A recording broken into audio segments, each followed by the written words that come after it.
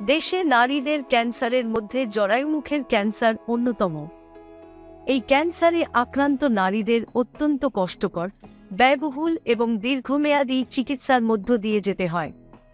বেশিরভাগ ক্ষেত্রেই রোগ ধরা পড়ে অনেক দেরিতে। তখন চিকিৎসা করলে তেমন সুফল পাওয়া যায় না।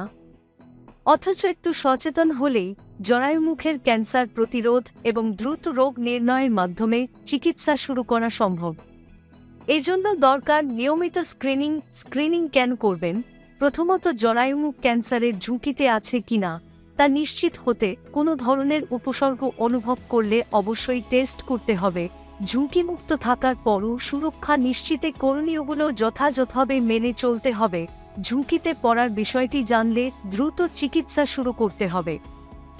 জরায়ুমুখের ক্যান্সারের লক্ষণ ও প্রাথমিক সংকেত: 2 মাসিকের মধ্যবর্তী অনিয়মিত রক্তপাত, সহবাসের পর রক্তপাত, মেনোপজের পরে রক্তপাত, সহবাসের সময় অস্বস্তি বা রক্তপাত, তীব্র গন্ধযুক্ত যোনিস্রাব, রক্তের সঙ্গে যোনিস্রাব।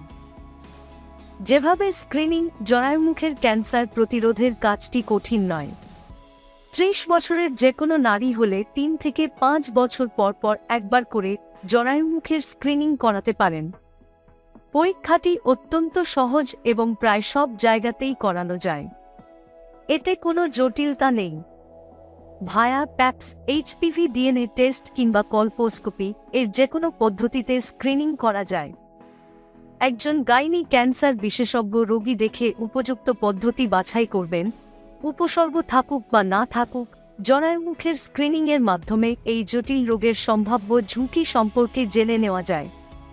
প্রতিরোধের এই উপায় ব্যবহারের ক্ষেত্রে সচেতনভাবেই যেকোনো নারীর এগিয়ে আসা উচিত।